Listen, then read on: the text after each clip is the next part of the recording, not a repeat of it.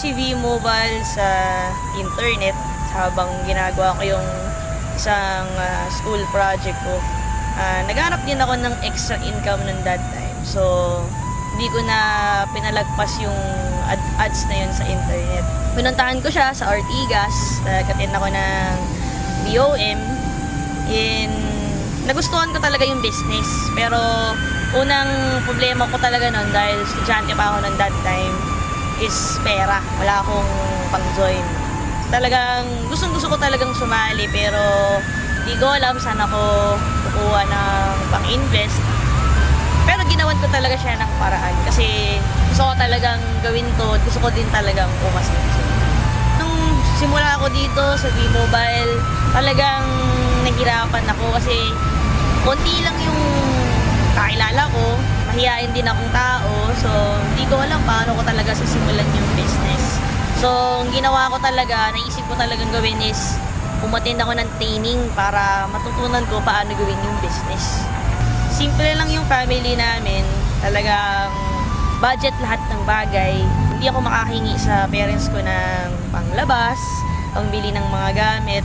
So, kaya naisip ko magkaroon ng pagkakaitaan kasi gusto ko talagang bumili ng mga gamit para sa sarili ko, mga gadgets, damit, and syempre marami din po akong pangarap sa buhay.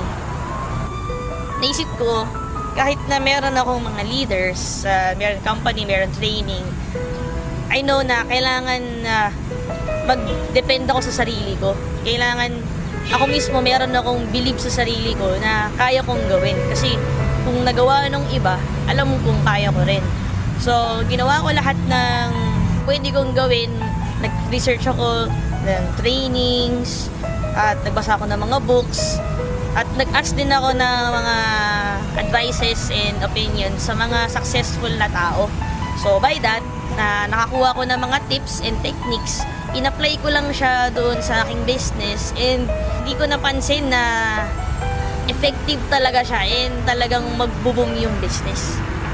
Ang sarap ng feeling kasi di ko expect na aabot pa doon yung income ko sa business kasi ang akala ko lang talaga extra income, so akala ko maliit lang yung kita, pero di ko expect na aabot pala talaga siya ng milyon.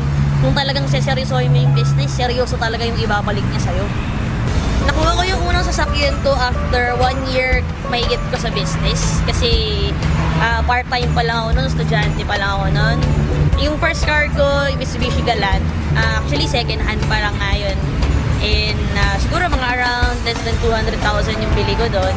So because of that car, doon na nagsimulang mag-expand yung network ko kasi nakita na rin ng mga iba, nagkaroon ng resulta at nakapunta rin ako sa mga ibang place. So after few months, siguro sabihin natin na after 6 months na pinalitan ko siya ng Ford Expedition kasi gusto ko ng malaking sasakyan para magmukha naman ako malaki. Iba kasi yung feeling naka-expedition ka. After ko mag second hand ng kotse, naisip ko naman mag brand new para yung kakaibang feeling. So next car ko naman, third car ko is yung Hyundai Sonata. Ang saya kasi para siyang pang bridal car eh. And then after nung Sonata, after 3 months, bumili naman ako ng Chevrolet Suburban. Pinalitan ko naman yung old ko na Ford Expedition para mas bago na rin yung family car namin. Then, sabi ko na lang, before ko makuha yung Camaro, pinagdasal ko muna siya kay God. Kasi sabi ko, Lord, gusto ko ng isa pang car. Pero, kung hindi mo siya ibibigay pa sa akin ngayon, okay lang. Pero, hindi ko in-expect na talagang darating siya. So, ito naman ngayon yung latest car ko, yung Camaro.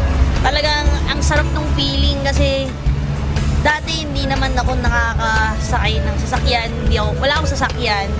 Hindi ko alam kung makakabili ba ako ng sasakyan. Hindi ko rin dati na-experience na pumasok ng showroom at from that day is pwede ka nang bumili ng sasakyan.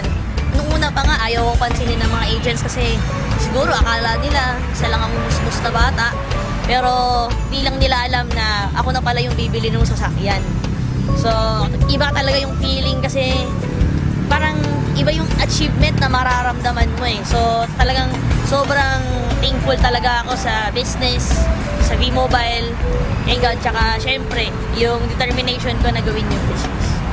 Sa lahat ng nag-reject sa akin, maraming salamat kasi dahil sa inyo, lalong lumakas yung loob ko na gawin yung negosyo at patunayan sa mga hindi naniniwala sa akin na kaya kong gawin yung business with or without you. Dahil sa inyo, yung spirit ko na gawin yung business talagang sobrang grabe. Advice ko sa mga new members, number 1, maniwala muna kayo sa Diyos. Kasi siya yung nagbigay sa inyo, nagturo sa inyo ng opportunity na ito. Magtiwala din kayo sa company kasi yan yung magbibigay sa inyo ng mga commissions ninyo. And lastly, magtiwala kayo sa sarili ninyo kasi wala namang imposible kung marunong kang